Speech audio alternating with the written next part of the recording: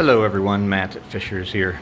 So, probably might remember this place, but I'll put a link in the description. This is a video series where we put this 43-inch outdoor TV in this pool house area. Well, we're back out here. We're going to swap that out with a 55-inch TV. Go a little bit bigger with the soundbar, of course, for it.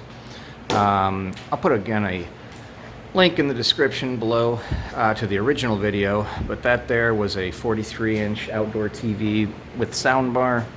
And then what we also did is put a couple speakers on the side of their pool house so that they could have audio out here with Sonos powering that. But yeah, we're starting to get the new TV out of the box. 55-inch Samsung Terrace with its appropriate soundbar and outdoor mount.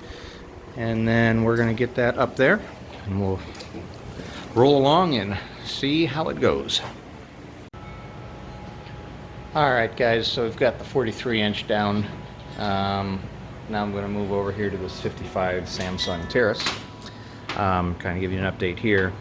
So what we're going to do, we'll just go through this, we're going to put spacers on our main bracket because this is our soundbar mount that allows the Samsung Terrace soundbar to hang right below the TV. This is our mount here for our bracket. This here and this unit. So that's what, if we put it flat to the TV, it's going to bump into this mount for the soundbar. So we're going to use these little plastic spacers. It's not going to matter because it's going to be in a corner, 45-degree angle, full motion. So it's not going to be close to the wall as tight as possible. We're not concerned about that. This is our connection. I've already had this opened up. We've got our optical cable coming out and our power. These all these screws, Phillips, come out. This door is on a hinge. It hinges open. Connections are along here, and then the power is right down in here, plugged into the bottom. So all our cables are secure inside the TV.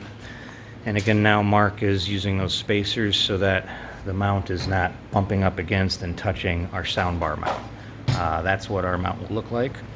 I'll actually just keep this going while he puts that in there so you can get an idea of what that would be. This is again a full motion mount, so we're not concerned that the TV be tight up against the wall, as it'll be in that corner at a 45-degree angle. There we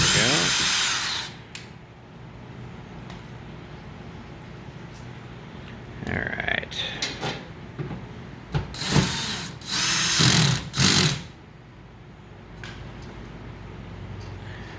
And then we're gonna pick a spot to start with, but we'll adjust this accordingly to have this. You know, we could have put that up there, but for secure purposes, in case we need to slide this up and down, we could have put this mount all the way up to the top and then it would sit flush, it wouldn't bump into that.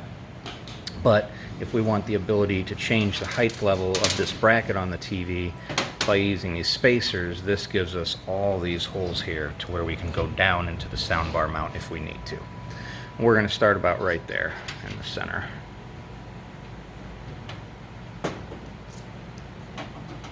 Okay.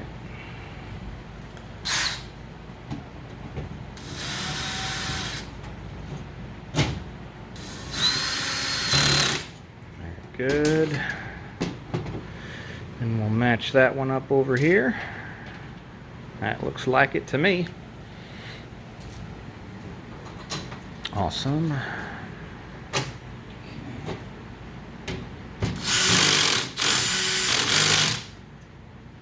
Okay. So that's going to do that, and again, by spacing it out, it gives us the freedom to slide this mount up and down if we need a better height adjustment once we get our bracket up on the wall there. So that's what we've done by that. We could have moved it all the way forward and had it against the frame, but that would not give us as much height adjustment on this bracket. So we're going to use these spacers. Again, that doesn't matter because it's in a corner. Full motion, it's 45-degree angle, so we're not concerned with this being as tight to the wall as possible. Alright guys, so we've got our mount on. Again, the back of the mount for the TV for our wall mount spaced out so it's above our soundbar bracket. What I like to do to find the height of the TV and to find the height of where I'm going to put our actual wall plate for this full motion bracket, I'm going to attach it to the back of the television, and then I close it all up so it's in the same scenario it would be when it's hanging on the wall. So then how we determine height, one of the first things we're going to do is measure our height of the television. 28.5.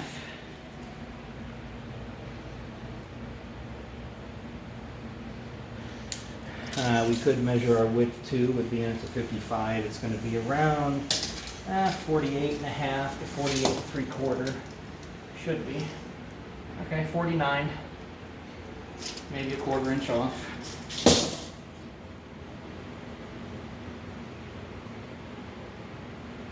Alright, so now the key is to find the height. We know we're going to know up there where we want the top of the TV, so then how far below the top of the TV is the top of our bracket. So this is how we're going to measure that, pretty straightforward. 6.5. Does not have to be 110% perfect, but we're going to say 6 1/4 actually. Another thing we like to do, stay right there. Alright, another way of doing that is get your level out, put it right there on the TV. Now you've got a straight edge coming up from the TV, and we do realize that we've got 6 1/4. So as perfect as possible, we've got 6 1/4 inches from the top of the TV to the top of the bracket. Now we'll head over to the wall and okay, so we know our TV height is about 28.5 inches. So if we put a tape measure up here on the wall, we're going to see, okay, 28.5 inches would put the top of the TV here and the bottom of the TV there. Keeping it in this corner, it's going to be at a 45-degree angle, like this in the corner. Let's check our width. TV width is 49. It's not going to look too bad. 49 right there, at about a 45-degree angle, coming from the end of the tape measure, not the full tape measure, to here. So that's what our TV is going to look like in that corner, with our height again of 28.5. So if we were to put the top of the TV right in line with the top of the trim for all their windows along here, we'll just take a measurement here. That's 7 3/4. So we know we've got 6 1/4 from the top of the TV to the top of the bracket. So we're going to take 6 1/4 and add 7 3/4. Well, there's an inch right there. That's going to be 14 inches. Is what we're going to need to come down from here to get to the top of the bracket. So we could take our little pencil pen, make a little line right there at 14, and I usually like to put the little letter T, which means that's the top of the bracket, where that'll be. All right, yeah, we got that in. Good. So we're going to check and make sure that lines up with what we've got on the wall here. If not, we'll do some adjusting and go from there. Okay.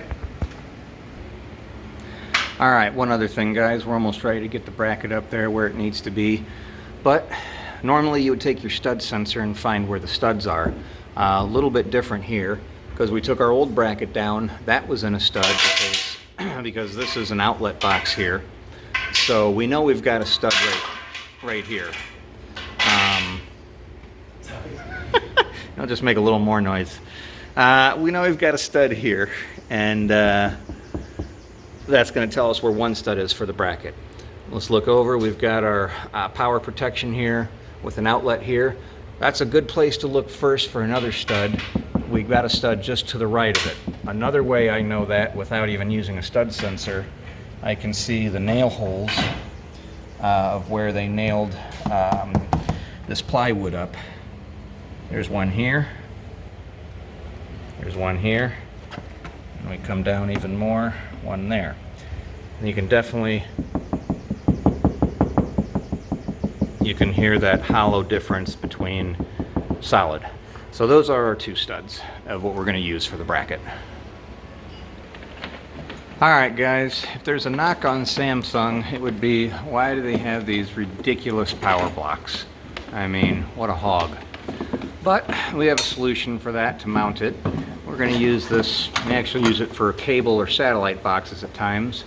We're going to use from Hide It, our buddies there, a cable box mount actually, to secure that onto the wall so that that power block is for the soundbar, by the way, so that that is secure and not falling off the wall or anything. We've got our mount up, as you can see. This is a Kanto mount, professional series. Mark's going to put that in at that lower spot there now. You don't need any screws. It's all magnetic, so it's going to click into place. Ding. There you go. There are screws on the sides. We do put those in at times, but it's not going to come off, generally speaking, based on magnetism. So, nice little feature from Kanto. All right, next step is mounting of the TV. All right, guys, another quick update. This satellite receiver box was defective, so we took the, here was the box that was previously there. We went in the house, they had this box in the bedroom, so troubleshooting, we brought it out here, hooked it into the TV, we have a picture. No picture on this older box, actually it's the same Joey 3, but no picture on that box, so that box is defective. That'll get replaced, or they can also use the, I believe the Dish app, if they want to do it that way. But we'll get that tidied up. It's probably going to go back in the house in their bedroom, but other than that, we step back. Here's our set in the wall, cornered. Samsung 55-inch Terrace with soundbar. And then we'll get this more cleaned up and give you another update. Alright guys, so we're finishing this video up. Again, here are our outdoor speakers for the Sonos. But here is the 55 inside in the corner of that pool house. Samsung Terrace 55-inch with the soundbar. Great brightness. I say it's about 2000 nit and I can see that. So it does a great job for brightness in here. Those lines you see going through are because of my camera on the phone, so that's not really happening in the picture. That's just for me recording that picture. But we're watching now the Samsung TV Plus, and their satellite box is going to get replaced, and that's going to get them satellite back out here. Again, that's the 55 now in the corner. That's replaced the 43 with the soundbar on the bottom, so it's doing a very good job there. Looks really good, and it fits that corner space well. The refrigerator, they said they were going to move, and that makes perfect sense, but it's actually not too bad right there in of itself. So, subscribe, you know what you need to do. Subscribe to us, give us a call for your outdoor or indoor home electronic audio video needs. I will see you on the next one.